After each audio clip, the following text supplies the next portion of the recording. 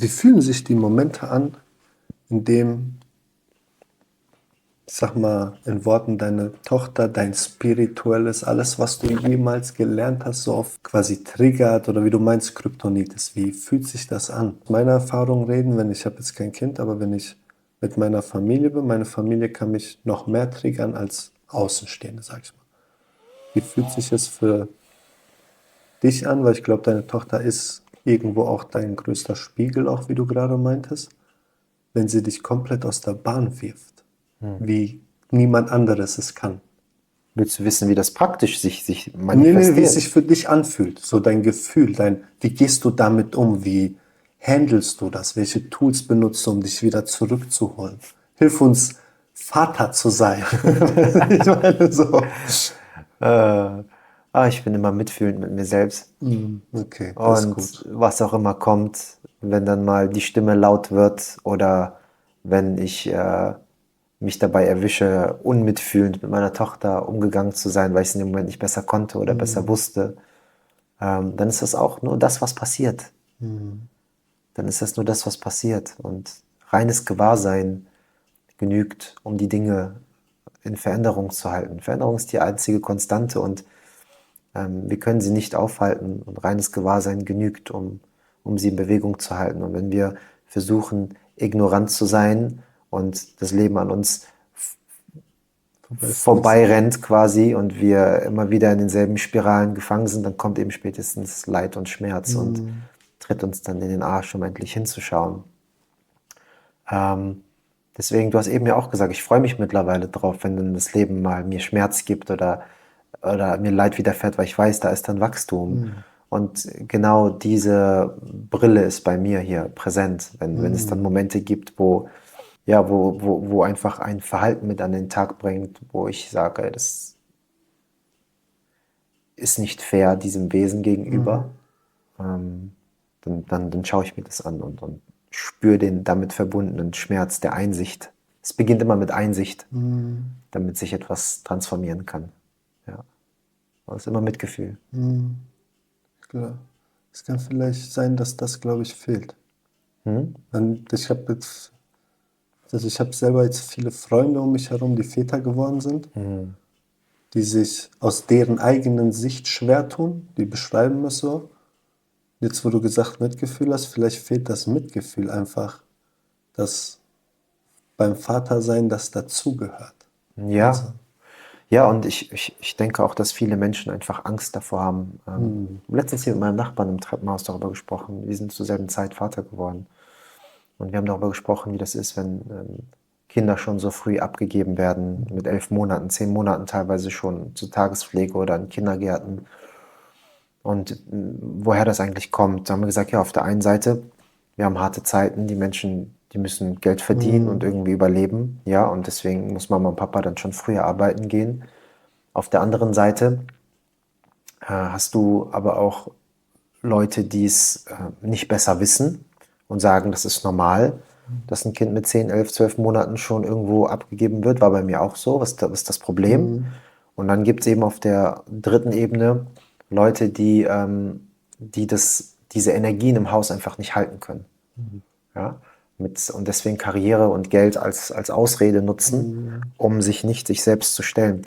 Worum geht es denn hier bei dieser menschlichen Erfahrung? Geht es darum, sich in der äußeren Welt zu verlieren oder ist der Kern des Ganzen eigentlich in uns drin? Ja, denn neben der Partnerschaft ist eben auch Elternschaft und das Kinder haben ein spirituelles Vehikel, weil es dich eben mit dem konfrontiert, was du nicht mehr sehen willst. Ein Kind kitzelt halt eben verdammt viel aus dir raus. Wenn der Fokus nicht mehr auf dir liegt von deiner Frau und das Kind so viel beansprucht und dass dein Fokus dann auf dem Kind liegt und deine Frau dann nicht mehr die Aufmerksamkeit von dir bekommt und die komplette Dynamik verändert sich und das holt viel raus. herausfordernd, ne? Und wenn man damit sein kann, wenn man nicht davor wegrennt, dann kann sich viel transformieren in diesem Moment. Wenn man aber davon wegrennt, und deswegen Appell an alle Väter und an alle Eltern, in einem simplen Leben ist schon alles drin. Und weißt du, ein Leben, von dem du Urlaub brauchst, das ist kein echtes Leben. Wir haben irgendwann angefangen, Genuss und Urlaub von unserem Leben irgendwie zu trennen und dass es ein paar Wochen im Jahr gibt, wo ich faul sein kann oder wo ich mal ein Buch lese oder wo ich mehr Sport mache und wo ich esse, was ich will oder in der Sonne liege und mich entspanne und mir Ruhe gönne. Und die restlichen Wochen des Jahres ist es eben nicht so. Und wir gehen arbeiten, um Geld zu verdienen, um uns dann unser Haushalt zu finanzieren und unsere Urlaube irgendwie zu finanzieren. Und es ist dann so ein Kreislauf, in dem man dann irgendwie gefangen ist. Und es ist wie die Geschichte mit dem Fischermann, wo der irgendwie auf einem wundervollen See ist und seine Fische fängt jeden Tag für seine Familie holt und die davon essen, bis dann irgendwie ein Geschäftsmann von der Seite kommt und sagt, du kannst ja irgendwie ein Business draus machen, ey, du bist so gut im Fische fangen. Und dann sagt er, ja, was soll ich machen? Der kommt jeden Morgen hier hin, fangen so viele Fische und geht zum Markt und verkauft die Fische dann. Und sagt er, und dann? Ja, dann kannst du Geld machen und bla bla bla. Und irgendwann sagt er, und dann? Sagt er, ja, dann hast du Geld, kannst du eine Familie versorgen, du kannst das machen, was du am liebsten machst und dann musst du nicht mehr arbeiten. Er meinte, aber ich angel doch, das ist doch das, was ich am liebsten mache. Ne? Und das ist das, was die Menschen halt übersehen, durch diese, was auch ich in der Vergangenheit übersehen habe, durch die Toxifizierung unseres Verstandes und durch die Suche am falschen Ort, ne? Durch Status und Geld und Sex und Drogen und Entertainment und Essen und Stimulantien. All das lenkt uns ab vom Wesentlichen. Das ist alles Ablenkung vom Wesentlichen. Und ich sage, leg wieder mehr Fokus auf Familie, leg wieder mehr Fokus auf eine echte Partnerschaft, rennt nicht weg, wenn es unangenehm wird, sondern bleibt genau da, weil da herrscht Wachstum, da herrscht Transformation. Verbringt viel Zeit mit euren Kindern, gebt sie nicht früh ab. Erst recht nicht zu Menschen, wo ihr keine Ahnung habt, was sie mit denen machen, was sie dort abladen. Ein simples Leben. Ruhiges Leben. Ruhiges Leben und das ist dann schon Urlaub. Und dann brauchst du auch nicht mehr nach Mallorca reisen und sich Dann ist irgendwie... das ja Stress nach Mallorca. Ja, ja, voll. Die meisten Menschen, die vom Urlaub auch wiederkommen, die sagen, ich fühle mich danach schlapper und müder als vorher, Ja.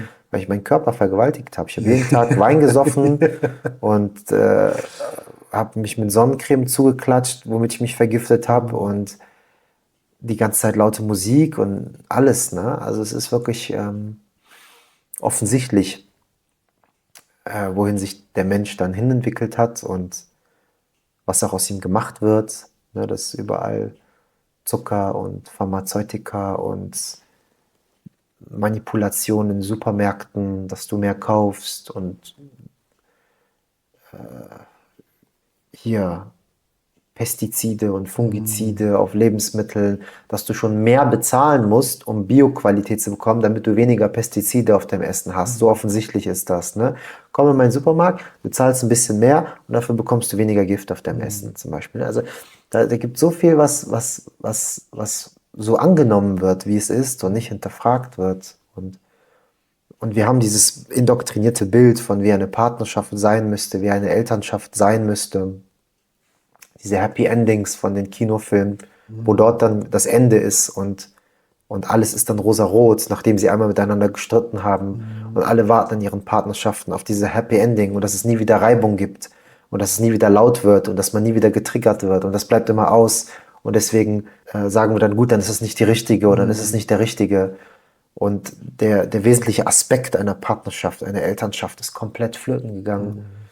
Was mir extrem wichtig ist. Deswegen danke, dass du das hier auch ansprichst, das nach draußen zu bringen und zu sagen, dass es nicht die ganze Zeit darum geht, in dieser rosaroten Verliebtheitsphase zu sein, hier am Anfang und dauergeil zu sein und weißt du, alles hat seine Zeit und alles hat seine Phasen.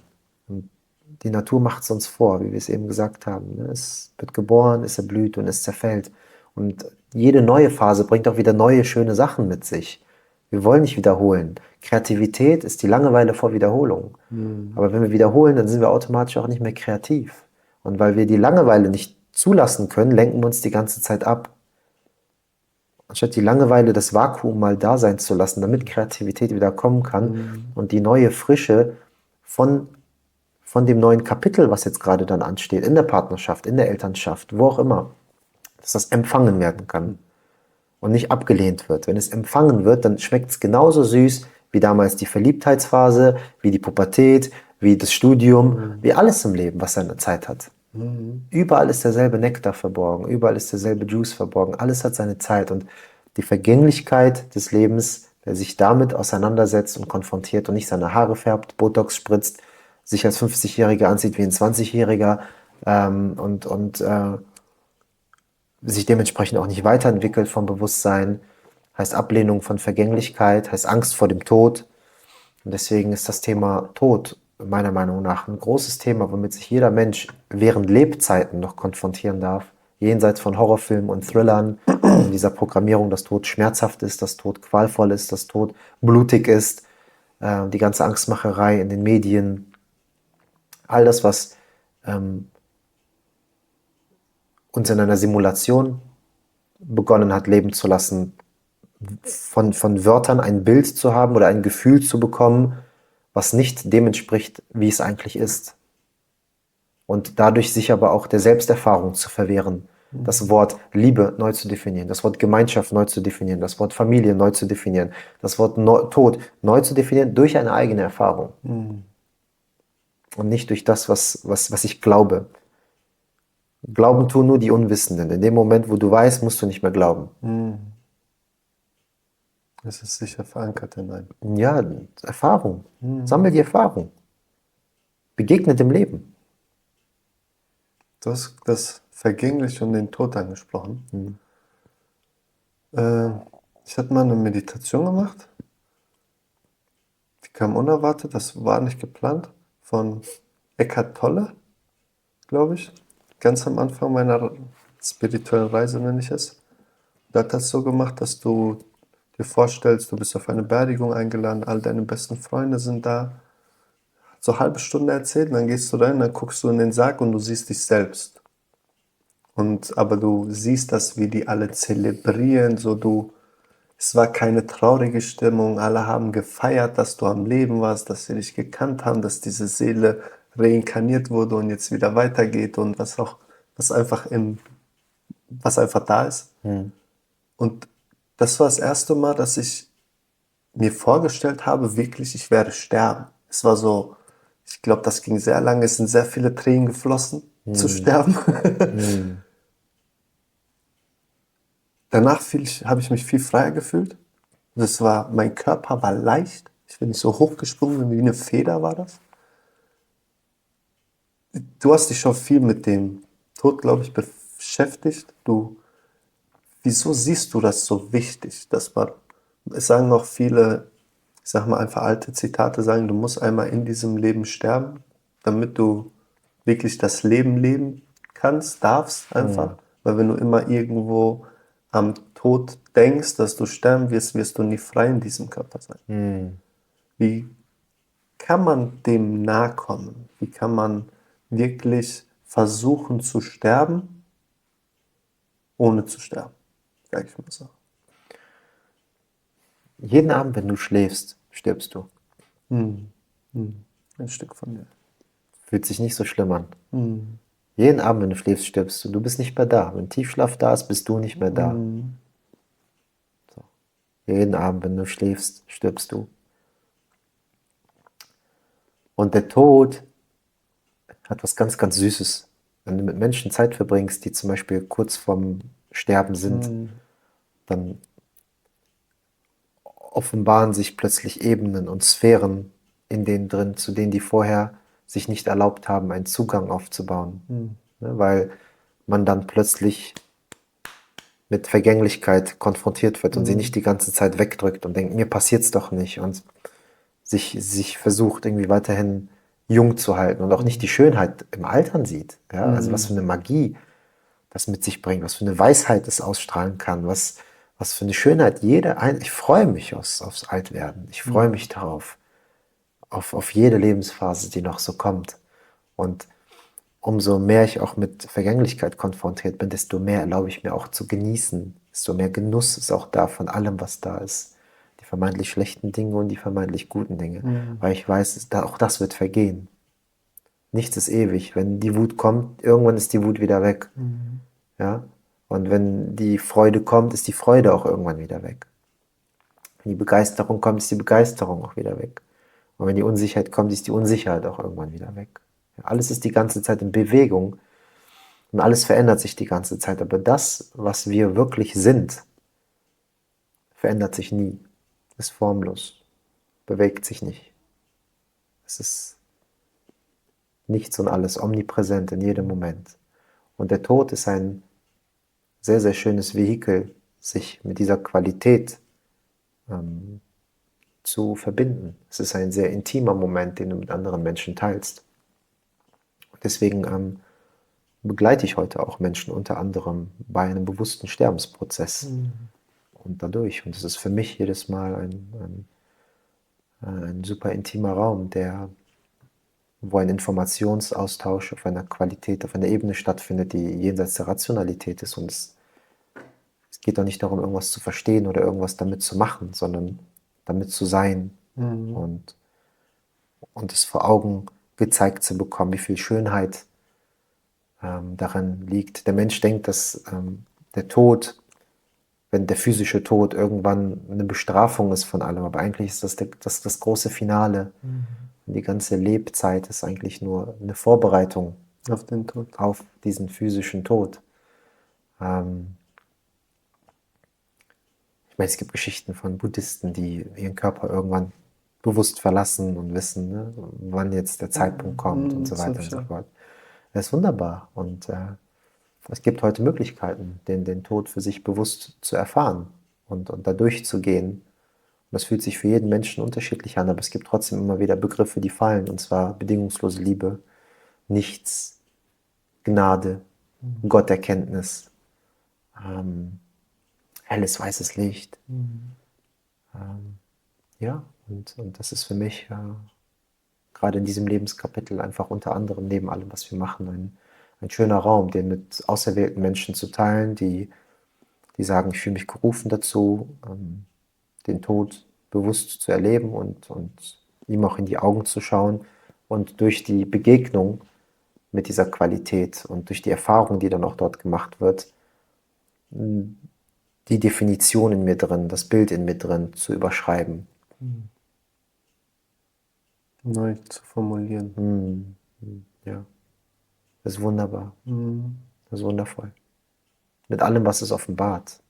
Es kann von bis, können dort Erfahrungen entstehen. Aber es gibt diesen einen Punkt des absoluten Kontrollverlusts, wo du nicht mehr da bist, wo das Leben durch dich fließt, wo du noch eins wirst und dich als nicht eins wirst, sondern als eins und als Teil des Ganzen erkennst. Und das erste Mal auch vielleicht so dann wirklich spürst auf einer Ebene, die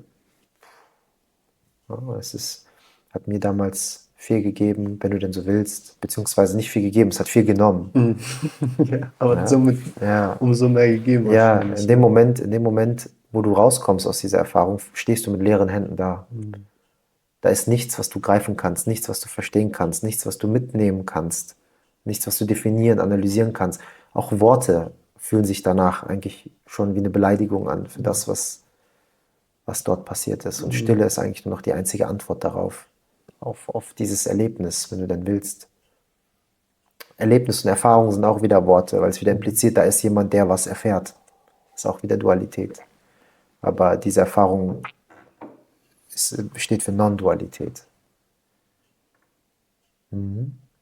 Expansion.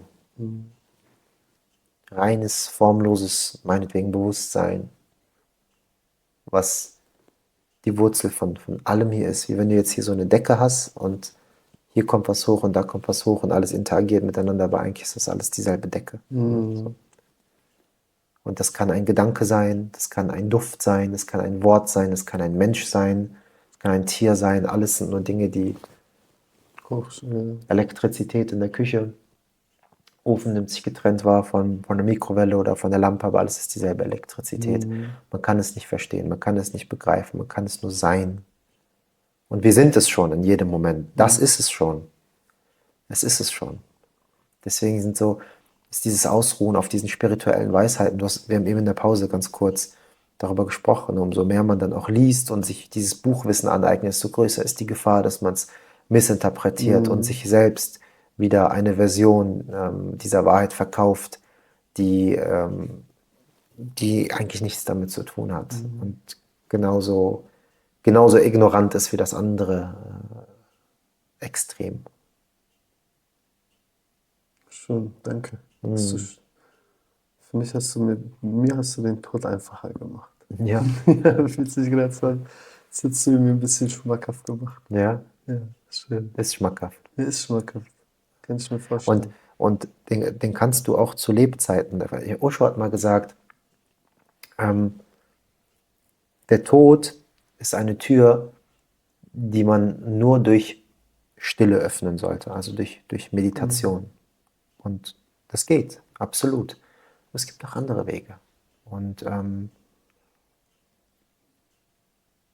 ist aber nicht für jedermann der Weg. Und wie du eben auch einmal gesagt hast, viele Wege führen nach Rom, ne? Und jeder darf da einfach selbst für sich schauen. Am Ende des Tages ist das, was daraus entsteht, was auch wieder, es hört sich wieder so nach Geschäfte machen an mit dem Leben, aber das, was passieren kann, ist, dass diese kontrahierte Energie, die sich in Form eines Ich-Gefühls in uns drin zeigt, was wie so eine positive Ladung ist und es sucht im Außen immer wieder nach positiven Dingen, um sich selbst größer zu machen, dass diese immer mehr an Reflex verliert, immer mehr an Substanz verliert, beziehungsweise die Substanzlosigkeit dessen erkannt wird. Und in dem Moment, wo das Ich-Gefühl wegfällt, kann erkannt werden, dass es eigentlich nie da gewesen ist. Dass es immer nur eine Geschichte war, immer nur eine Illusion war. Und dann fragen die Menschen, ja, aber wie erlebst du denn das Leben gerade, wenn wir jetzt gerade hier miteinander sitzen? Genauso wie du. Nur, dass die Identifikation nicht da ist. Die Geschichte ist nicht da einfach mal, verstehe ich. Die Identifikation mit dem Körper, mit der Person, mit dem Sternzeichen der Seele oder was auch immer. Es hat an Substanz, an Gewicht verloren und plötzlich steht auf einmal Luft zum Atmen. So irgendwie, ne? Ram Dass hat gesagt, es ist wie ein enger Schuh, den du ausziehst. Ja, macht Sinn. Ja, und die Neurosen können immer noch da sein und die Trigger können immer noch da sein, die Wutausbrüche und was auch immer. Obwohl wer weiß, ob es dann wirklich so krass extrem ist. Aber worauf ich hinaus will, ist, dass die Schatten, die dann noch da sind und emporsteigen, sind keine Feinde mehr, sondern es sind einfach gute Freunde, die man dann einlädt und sagt, schön, dass du da bist. Und, lange nicht gesehen. Lange nicht gesehen oder vielleicht gestern warst du da und jetzt sehe ich dich heute schon wieder. Kann auch sein. Ne? Ja, du meldest dich schon wieder. Und daran ist nichts falsch. Wir sind bereits ganz, wir sind bereits voll. Diese Geschichte von Alan Watts ist immer wieder aufs Neue schön, die ich auch ab und zu von so Retreats und Veranstaltungen erzähle. Er hat gesagt, stell dir vor, du kannst jeden Abend 75 Lebensjahre träumen, bevor du schlafen gehst. Und du kannst dir wünschen und träumen, was du willst. Und du triffst Frauen und Männer und gehst Party machen und feierst und Urlaub und Yacht und all deine Wünsche, alles wird erfüllt und isst das leckerste Essen auf der Welt. Und dann nach der 100. Nacht kommst du raus und du denkst dir, boah, jetzt habe ich 100 Nächte, 75 Lebensjahre bekommen, was ich wollte. Ich bringe mal ein bisschen Pep rein. Jetzt machen wir ein paar Abenteuer. Ich kämpfe mal gegen Drachen und gehe auf Mount Everest und fordere mich mal ein bisschen. Das ist doch alles langweilig immer, dieses Bequeme. Und dann erlebst du das Nacht für Nacht für Nacht für Nacht für Nacht für Nacht, bis auch das irgendwann langweilig wird, weil du merkst, ich bekomme immer das, was ich will. Und irgendwie geht irgendwann nach einer Zeit, geht so die Magie flöten. Und dann stehst du irgendwann an deinem Bett und du sagst dir, okay, heute Nacht gehe ich schlafen und ich will einfach mal nichts mir wünschen, sondern ich lasse mich überraschen von dem, was mir die Traumwelt offenbart. Und Nacht für Nacht für Nacht für Nacht träumst du und du merkst, es wird nie langweilig, weil das Leben dir jedes Mal was Neues offenbart. Und mathematisch kommst du automatisch irgendwann, meinetwegen nach x Trillionen Leben, an einem Leben raus, was genau das ist, was du jetzt gerade führst. Ja, und diese Geschichte, die verbindet uns mit diesem Gefühl und der Qualität, dass das, was wir gerade haben, bereits alles ist, was wir uns jemals gewünscht haben. Mhm. Das Leben muss ein Fragezeichen die ganze Zeit mit sich tragen. Es ist ein Mysterium. Und nur weil es ein Mysterium ist, macht es das so fruchtbar und so lecker und so frisch in jedem Moment für uns und so genussvoll. Mit allen Wellen, die auch kommen. Alles hat seine Zeit. Ja, und es ist schwierig für Menschen, das zu begreifen, wenn gerade so viel über Krieg und Vergewaltigung und Gaza und Palästina und alles, ne? Oder Israel, Iran, ne? Überall sind die Medien so laut und verbreiten so viel Unheil und Angst und Schrecken. Und ich sage nicht, lehn dich zurück in deine Hängematte und sag, ach, alles ist nur eine Illusion und ne? Das ist wieder die Missinterpretation von dem, was gesagt wird. Ja? Oder Menschen sagen, das ist irgendwie Nihilismus und die Leute denken dann, das ist nihilistisch zu denken, nichts hat einen Sinn. Aber das, was die Botschaft, das Sharing über Non-Dualität sagt, ist, dass da niemand ist, der in irgendwas einen Sinn interpretieren kann. Dass es nur eine Illusion ist, eine Geschichte ist. Die Sinngebung ist ein Teil der, der Geschichte. Es ist wieder ein Bild, es ist wieder ein Gedanke, es ist wieder ein Wort. Ja? Das tut mal, dass man sich hingibt. Quasi, sobald es ein Gedanke ist, ist die Hingabe schon weg, ne? Meinst du das? Nein, es ging gerade um Sinngebung. Um Sinngebung Ach ja, okay, und beim Nihilismus. Ich war kurz wieder beim Anfang, habe ich ja, gemerkt. ja. Ne, es ging um Sinngebung. Und die Leute, die hinterfragen dann, gerade wenn du über Non-Dualität sprichst, werden viele Leute konfrontiert und sagen, was hat das Leben denn dann für einen Sinn? Oder ne, dann sagst du ja, nichts hat irgendwie einen Sinn und wofür sind wir denn dann hier? Und ne, entweder gibt es Widerstand oder es gibt so Verwirrung, Konfusion, ne, die dann daraus so resultiert. Aber es kann auch sein, dass beim Zuhören dieser Botschaft Entspannung entsteht. Ne? Wenn man immer wieder in dieselbe Einbahnstraße rennt, bis man irgendwann nicht mehr kann und erschöpft ist vom Verstehen wollen. Und dann entsteht Aufgabe und diese Aufgabe wird dann zur Hingabe. Ne? Aber wir müssen erstmal die weiße Fahne wedeln. Oft in die Sackgasse laufen. Ja.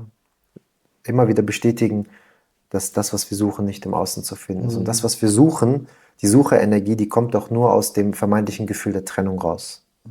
Ja, wir fühlen uns getrennt, dadurch entsteht Leid und dadurch entsteht diese Sucherenergie und sie sucht dann aber am falschen Ort. Ja. Es ist nichts verkehrt daran, nach Glückseligkeit zu streben oder zu suchen. Es ist nur etwas verkehrt daran, wenn man danach im Außen sucht und nicht in sich drin. Und wahre Glückseligkeit wird in Selbsterkenntnis gefunden, wenn man realisiert, wer oder was man wirklich ist und diese ganze Illusion des Traumes, des Lebens zu spüren bekommt. Und nochmal, das heißt aber nicht, dass man sich dann auf die Couch zurücklehnt und sagt, gut, das Leben passiert jetzt nur noch und hier ist niemand, der irgendwas tun kann und deswegen muss ich jetzt nichts machen. Das ist wieder das Ego, was ins andere Extrem geht. Ne? Tu, was du tun musst. Die Dinge passieren schon von selbst. Aber unser Ich-Gefühl verkauft uns dann eine andere Geschichte. Die Lunge atmet, haben wir eben gesagt, in der Pause, ohne dass du was machen musst. Das Herz schlägt, ohne dass du sagen musst, Herz, schlag mal. Und auch die Gedanken fließen und die Aktionen, die kommen von selbst, ohne dass da jemand sein muss, der sagt, ich tue jetzt was. Aber bei Gedanken und Worten, da passieren die meisten Missverständnisse und da verliert man sich wieder dann schnell in der Geschichte. Es geht, wenn du alles runterbrichst, immer nur um Kontraktion und Entspannung. Osho hat gesagt, nicht der sucht, der findet, sondern der sich entspannt, der findet.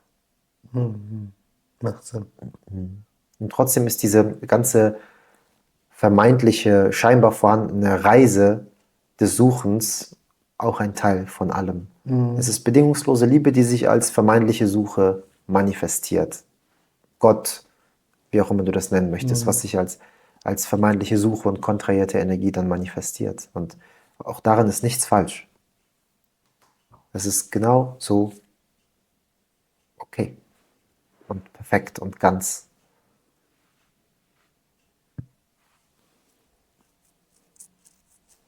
Jeder ist auf seinem Weg. Jeder. Ich habe das Gefühl, jeder. Niemand ist auf irgendeinem Weg. Ich hatte gerade dieses Bild mit diesen Strahlen, dieses Web meintest du? Mit diesen Strahlen, weißt du noch? Mit dieses Web Ach so, quasi. ja, wenn du so eine Ja, Decke genau, hast. so eine Decke und dann die Tiere, Menschen, alles. Ja. Und ich habe das Gefühl, alles strahlt unterschiedlich hell.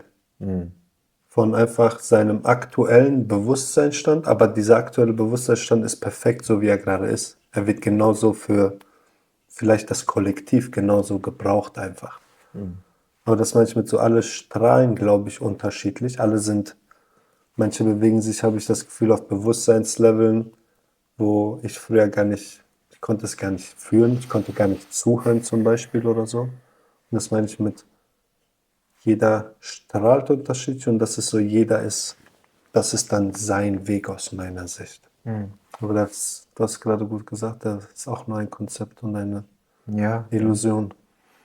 ja, deswegen Kontraktion, Entspannung, beziehungsweise Kontraktion, Expansion, das sind so.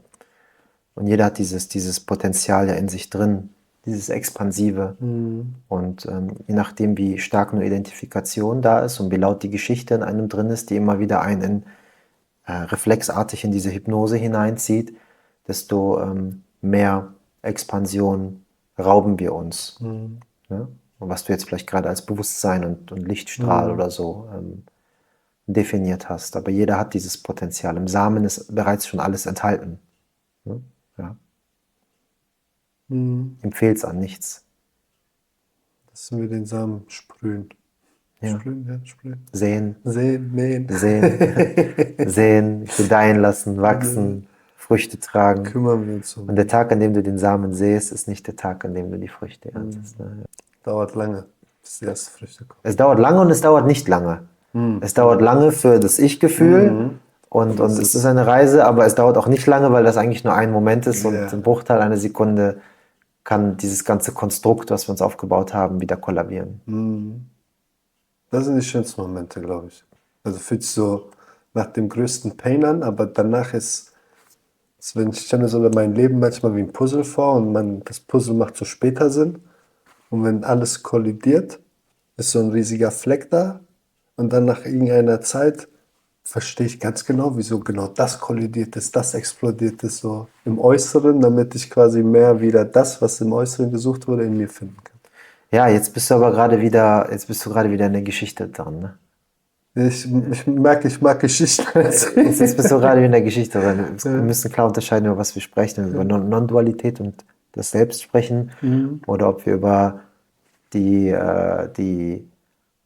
diese vermeintliche Erfahrung des Menschseins sprechen und die Spiegel, die uns offenbart werden, welche Leid und Schmerz kreieren können, um eben Wandel wieder zuzulassen. Und dann entsteht in unserem Kopf wieder eine Kausalitätskette, das ist passiert, damit das kommt. Aber auch da zieht der Reflex und die Hypnose einen wieder schnell rein. Ne?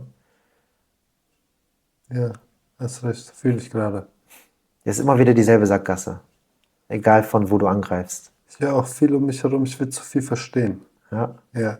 Frauen sagen mir das oft so, du willst immer, also nicht so viel, aber ich will verstehen, was passiert. Das wird mir jetzt gerade ja auch nochmal schön gespiegelt. Das alles verstehen irgendwo nur eine Geschichte ist, die mein Kopf sich zusammenbasteln. Es kommt darauf an, was du verstehen willst. Wenn du einen Hybridmotor von einem Auto verstehen willst, kannst du es machen. Die will ich nicht verstehen. Ich will das hier verstehen. Wenn du verstehen willst, wie die Zusammensetzung hier von dem Wasser ist oder so, dann kannst du da vielleicht auch ein bisschen was machen. Aber wenn du das Non-Dualität verstehen willst, dann brauchst du etwas, was außerhalb von allem ist, um es verstehen zu können. Und das geht nicht. Das Leben ist da, um gelebt zu werden, nicht um verstanden zu werden. Deswegen haben wir gerade auch gesagt, als die Kamera wieder aus war, man sagt, dummen Menschen geht es besser. Ja?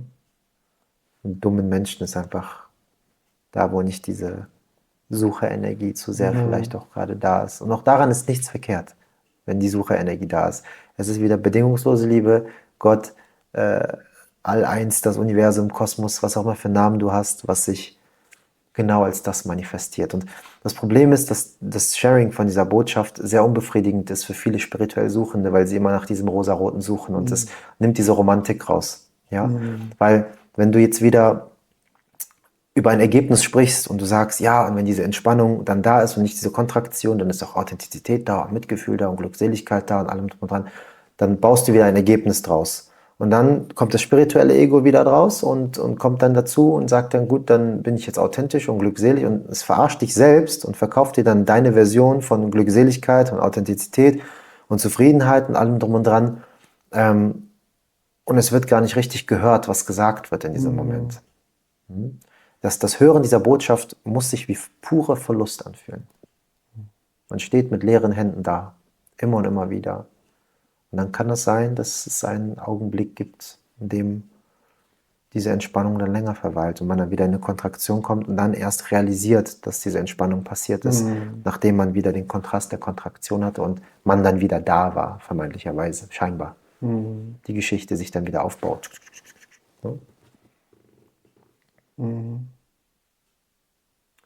Hatte ich schön bildlich vor Augen. Danke. Deswegen sind monotone Aufgaben, kreative Aufgaben, alles Dinge, die einen sehr gut damit verbinden können, mit dieser Ich-Losigkeit, wenn du das denn nennen möchtest. Beim Joggen nach dem Kilometer, die ersten 1000 Meter, schwitzt du und denkst dir, ich habe keine Lust mehr oder ich drehe um oder wie anstrengend. Und irgendwann läuft nur noch der Körper und Laufen passiert und dann ist da niemand mehr, der läuft. Der Körper läuft einfach nur noch und Dopamin und Euphorie kommt. Beim Wäschefalten, beim Spülen. Ja, Kartoffelschälen. Kartoffelschälen. Ich gehe zum Jiu-Jitsu. Das ist für mich auch meine kreative Art und Weise. Musizieren. Schön. Singen. Was auch immer. Manche finden es in Stille. Jeder hat seinen Weg und es ist auch nichts schlimmer an dieser Sucherenergie. Suche gerne weiter, bis du so erschöpft bist, dass du deine Suche nach innen richtest. Und diese ganze Energie, die immer nach außen gerichtet wird, sich dann endlich wieder zusammenbündelt, zusammenhält. Schönes Bild. Ich wäre fertig. Ich habe fertig. Ich weiß gar nicht, die Fragen, es war alles, hat sich erst gefügt. Ich weiß nicht, ob ich die Fragen, die ich stellen wollte, gehabt habe, aber es hat sich alles sehr einfach gefügt. Das Gespräch ist geflossen. Danke, dass du mich erinnert hast, wenn eine Geschichte vor mir hochkam. Das mag ich. Am liebsten würde ich mit einer Menschheit um mich herumlaufen, die mich immer wieder erinnert. Mir sei Geschichte oder irgendwie so. Manchmal, das war sehr schön, sehr einfach. Danke. Und danke für das Interview. Ja, danke auch. Danke euch fürs Zuhören. Namaste. Peace.